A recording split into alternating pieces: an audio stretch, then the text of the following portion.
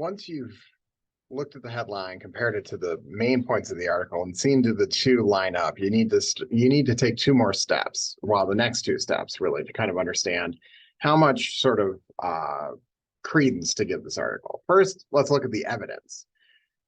Do the sources that the people use, that the reporters use, how much direct evidence do they have? Do they have photographs, documents?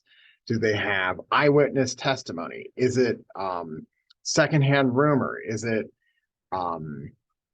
has the journalist actually seen the event or seen the information, or are they being told a version of the information? It's important to understand that so that we actually understand how much direct evidence there is versus how much other kinds of evidence. So, like, for example, we take an article like this. Biden has underestimated the problems facing the country, and Democrats fear it's going to be a political problem. Okay, so what's important to understand is who talks, who do we hear from, and how directly do we hear from them? So, like, let's look at this chunk of information. Privately, many administration officials and allies contend that the state of affairs cannot get worse. Thinking that Biden Democrats have hit their floor in negative approval ratings, according to people familiar with their thinking, who spoke on condition of anonymity to share private conversations. So let's unpack that sentence, because first of all, that sentence is crazy.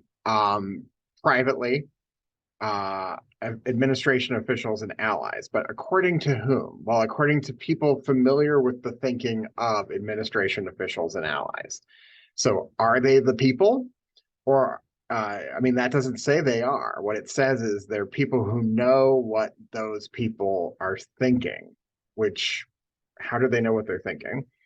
And then the sources themselves spoke on condition of anonymity to share private conversations. So you have an unnamed source who is telling you about a conversation that they had with someone who may be in the administration or may support the administration to convey the thinking of other people within the administration. So how direct is that evidence? It's not that direct. It's actually not even secondhand. I think it's like third or maybe even fourth hand. And then you get to this direct quote. Folks need to calm down, said Anthony Fox, a former transportation secretary in the Obama administration. Well, there you go. A named source who's saying exactly the opposite of what the unnamed people who are quoting people who they think they understand the thinking of, who are discussing privately their concerns. So which ones of those sort of voices should you give more credence to? Most likely the second one, because that's actually a named person who's willing to go on the record and share their information. Now, this comes back to the question of sources. So as you'll see below this video, there's a sort of explanation of how to think about different kinds of sources. And I'm vain, which is an amazing acronym, or is kind of the way you can think about these different sources. But let's talk about it for a second. Are they independent? So that means, do they have a beef? Do they benefit if one side comes out looking better in an article or another? How many sources are there? Do you have multiple people telling you the same thing versus one individual? How verifiable are they? So can they be checked against documents, against other official sort of direct evidence that might actually support what they're saying? Does the source have direct information? Did they see the thing they're talking about? Are they experts in that thing? Have they been doing it for a long time? Are they familiar with this stuff? Or are they, somebody who really might be new and might not know the full context or history of something? And are they named or unnamed? So let's take a look at this article that that floated up on the internet one day. So this article said, according to new rumor, the man behind Star Wars is trying to get more involved in the new indie film. The Harrison Ford's long-awaited return as Dr. Jones is now shooting, and Lucas, blah, blah, blah. So, so we have this rumor about George Lucas wanting to get involved in the Indiana Jones film. The only problem is that their source is this bit of hearsay comes our way via Redditor, Spidey Forever 245. So the source is Reddit, right? Which is a social media site where it gets kind of all sorts of stuff is on Reddit. You can upvote it. It's sort of this interesting social network.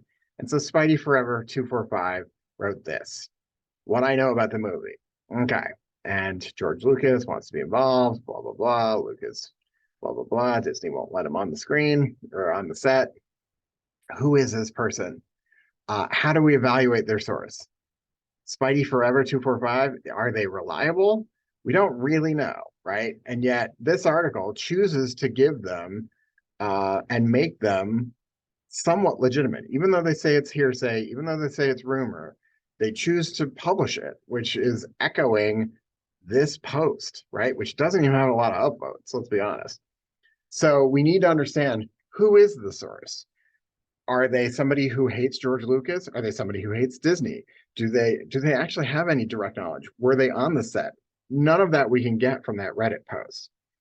How can we contextualize who that source is in any way? And the short answer is we really can't. And then are there other sources that support the claim that one source, anonymous source, makes? The more you can have these things, who kind of give you some information about the source, give you as much information about why the source is a legitimate source, and then how many people support what the source is claiming. All of those can make an anonymous source more legitimate. But you kind of need them, right? Because otherwise, how do we know whether to support it or not? One way is, I'll give you an example from the New York Times. So this was an in-depth investigation into this airstrike that killed civilians in Syria.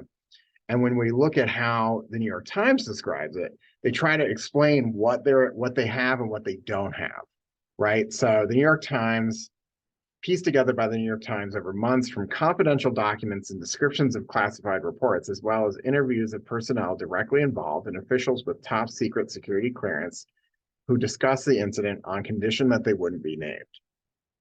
So, as opposed to, say, that Biden story we looked at a second ago, we have months of reporting, right? So it's not just somebody told me something that they heard from somebody else, but rather they went through these documents, they got descriptions of other classified documents that they didn't see from people who were directly involved, and they interviewed officials with top secret security clearance. So we have a little bit more meat on the bones of why these sources, although anonymous, may have more legitimacy, right? It's not just one source, it's multiple sources. It's not just people I've talked to, it's documents and documents that were described to me. And it seems like it was corroborated by other anonymous sources who have security clearance. These are the ways that actually we can start to kind of deconstruct an article, but let's go in and examine how to think about this I'm vain sort of source differentiation down below.